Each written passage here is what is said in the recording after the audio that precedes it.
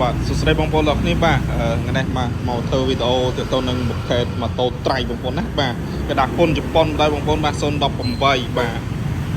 យើងលេងតែមទីខើឲ្យស្រាប់បងប្អូនណាបាទសម្រាប់ពណ៌ដើមវាពណ៌ខ្មៅអញ្ចឹងបងប្អូនតែស្រឡាញ់បែបម៉ូតូត្រៃបាទកម្លាំងម៉ាស៊ីន 125cc បាទអត់ត្រូវការបានបែបបោទេម៉ូតូអែមបងប្អូនណាបាទស្អាតហើយម៉ូតូម៉ាស៊ីនវាជីដូចភងម៉ាំងគីអញ្ចឹងបងប្អូនបាទស្ទុះខ្លាំងម៉ាស៊ីនអែមជីស្រួលបងប្អូន smooth ល្អស៊ីសាំងតិចទៀតបាទហើយឆ្នាំផលិត018ណាបងប្អូនបាទហើយ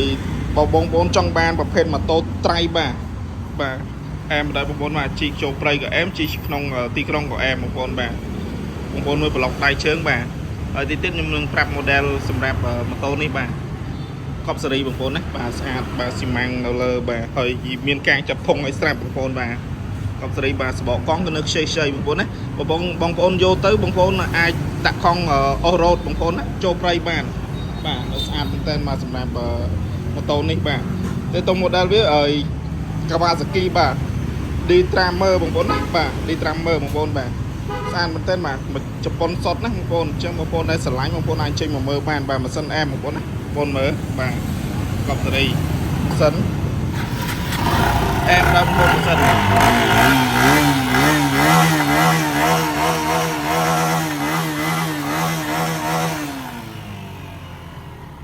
កប់សេរីបងប្អូនណាបាទ